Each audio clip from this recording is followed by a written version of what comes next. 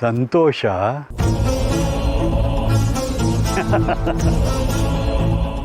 ಅದು ಅತಿ ಕಡಿಮೆ ಅವಧಿಯಲ್ಲಿ ಅವನತಿ ಹೊಂದುತ್ತೆ.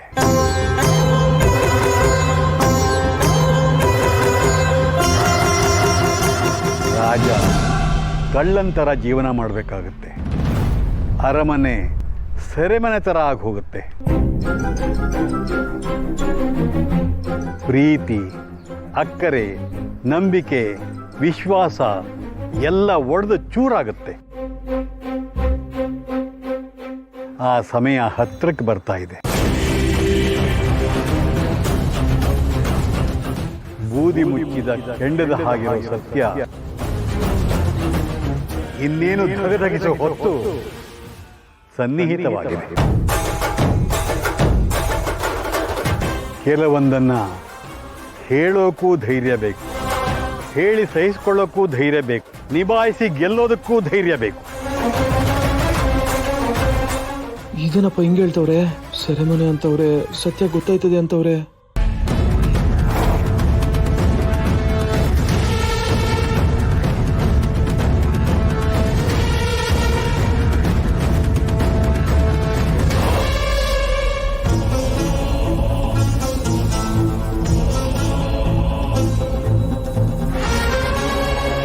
ಮನೆಯ ಮಹಾಲಕ್ಷ್ಮಿ ನೀನು. ಸತ್ಯದ ಹುಡುಕಾಟದಲ್ಲಿದ್ದೀಯ. ನ್ಯಾಯಕ್ಕಾಗಿ ಹೋರಾಟ ನಡೆಸ್ತಾ ಇದ್ದೀಯ. ಆದರೆ ಸತ್ಯ ನಿನ್ನ ಕಣ್ಣು ಮುಂದೆನೇ ಇದ್ರೂ ನಿನ್ನ ಕಣ್ಣಿಗೆ ಕಾಣಿಸ್ತಾ ಇಲ್ಲ. ಸುಳ್ಳುಗಳ ಜೊತೆಯಲ್ಲಿ ಸತ್ಯ ಸ್ನೇಹ ಬೆಳೆಸಿದೆ. ಆದಷ್ಟು ಬೇಗ ಈ ಪರದೆ ಸರಿದು ಸತ್ಯ ಎಲ್ಲರ ಕಣ್ಣಿಗೂ ಕಾಣುತ್ತೆ. ಸ್ವಾಮಿಗಳು ಸತ್ಯ ಗೊತ್ತಾಗುತ್ತೆ ಅಂತಿದ್ದಾರೆ. ದೇವ್ರೆ, ಈಗಷ್ಟೇ ಬೇಡ್ಕೊಂಡೆ, ನಿನಗ ಕೂಗು ಇಷ್ಟು ಬೇಗ ಕೇಳಿಸ್ಬಿಡ್ತಾ ತಂದೆ. ಇಲ್ಲ ಕಣೆ, ಕೆಲಸ ಮಾಡ್ಕೋತಾ ಇದ್ದೆ ಅಷ್ಟೊತ್ತಿಗೆ ಅಳಿಯಂದ್ರು ಬಂದ್ರು. ಸರಿ ಇದೆಯಾ ಬಿಡಮ್ಮ ನೀನು. ಓಹ್, ನಮಸ್ಕಾರ. ಕೂತ್ಕೊಳ್ಳಿಮ್ಮ. ಯಾವಾಗ ಬಂದ್ರಿ? ಈಗ 5 ನಿಮಿಷ ಆಯ್ತು. ಬೇಡ, ಅಮ್ಮನಿಗೇನಾದ್ರೂ ಕುಡಿಯೋ ಕೊಟ್ಟಿಯಮ್ಮ? ಈಗ ತಾನೇ ಬಂದಿದ್ದಾರೆ ಮಾವ, ನಿಮ್ಗೇನಾದ್ರೂ ಕುಡಿಯಕ್ಕೆ ಕೊಡ್ಲಾ? ಇಲ್ಲಮ್ಮ, ಪರವಾಗಿಲ್ಲ.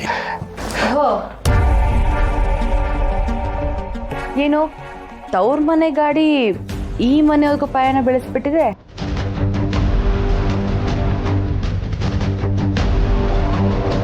ಸಿಂಚನ, ವೀಣಾ, ಸಿಂಚನ, ಏನಮ್ಮ ಇದು?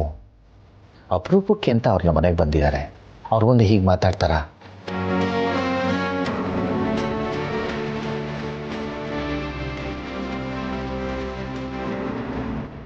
ತಪ್ಪು ತಿಳ್ಕೊಬೇಡಿ ಅಮ್ಮ, ಗೊತ್ತಲ್ಲ ಈಗಿನ ಕಾಲದವರು. ಬೇಡ, ಅಮ್ಮಂಗೇನಾದ್ರು?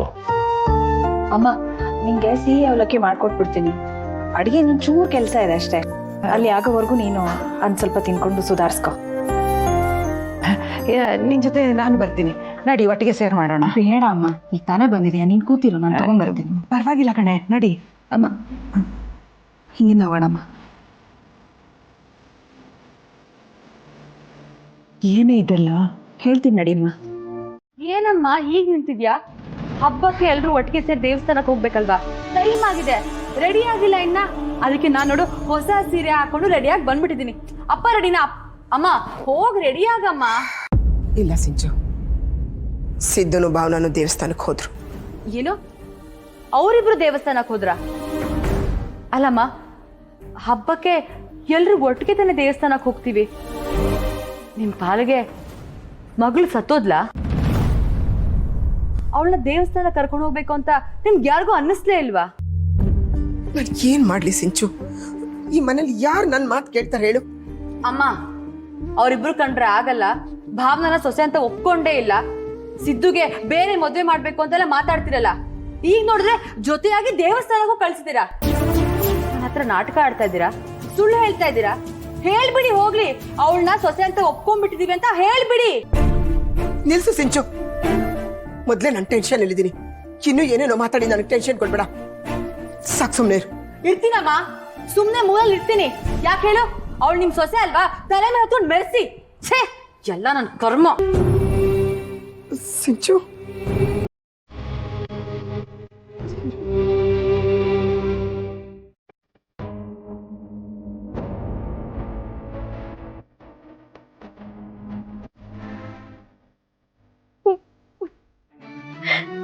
ಯಾಕೆ ದೇವ್ರೆ, ಯಾಕೆ ನಂಗೆ ಈ ಥರ ಶಿಕ್ಷೆ ಕೊಡ್ತಿದ್ಯಾ? ನಾನು ಯಾರಿಗೆ ಏನು ಮೋಸ ಮಾಡಿದ್ದೀನಿ ಅಂತ ಇದನ್ನೆಲ್ಲ ನಾನು ಅನುಭವಿಸ್ತಾ ಇದ್ದೀನಿ. ಯಾಕೆ ನನ್ನಿಂದ ನನ್ನ ಮಗುನ ಕಿತ್ಕೊಂಡ್ಬಿಟ್ಟೆ? ಕಣ್ ಬಿಡಕ್ಕಿಂತ ಮುಂಚೆನೆ ಕಣ್ ಮುಚ್ಚೋ ಹಾಗೆ ಮಾಡ್ಬಿಟ್ಟಿಯಲ್ಲ. ನಮ್ಮ ಮನೆಯವರೆಲ್ಲ ಎಷ್ಟು ಆಸೆ ಇಟ್ಕೊಂಡಿದ್ರು. ನಾನೆಷ್ಟು ಆಸೆಗಳನ್ನ ಇಟ್ಕೊಂಡಿದ್ದೆ. ಯಾಕೆ ಹೀಗೆ ಮಾಡಿದೆ? ನನಗೆ ಕೈ ಮುಗ್ದು ಕೇಳ್ಕೊಂಡಿದ್ದಕ್ಕೆ ಹೀಗ ಮಾಡೋದು? ನನಗೆ ಸಿಕ್ಕಿರೋ ಗಂಡ ನನ್ಗೆಷ್ಟು ಪ್ರೀತಿ ಮಾಡ್ತಾರೆ, ದೇವ್ರಂತವ್ರು ಅಂತ ಅನ್ಕೊಂಡೆ. ಆದ್ರೆ ನೀನು ಅದ್ರಲ್ಲೂ ನನಗೆ ಮೋಸ ಮಾಡ್ಬಿಟ್ಟೆ. ಅವ್ರನ್ನ ದೇವ್ರ ತರ ಪೂಜೆ ಮಾಡಿದೆ. ಇಲ್ಲ, ಅವ್ರ ದೇವ್ರಲ್ಲ, ದೇವ್ರಾಗಕ್ ಸಾಧ್ಯನೂ ಇಲ್ಲ. ನಾನು ಖುಷಿಯಾಗಿರೋದು ನಿನಗೆ ಇಷ್ಟ ಇಲ್ವಾ? ಹೇಳು.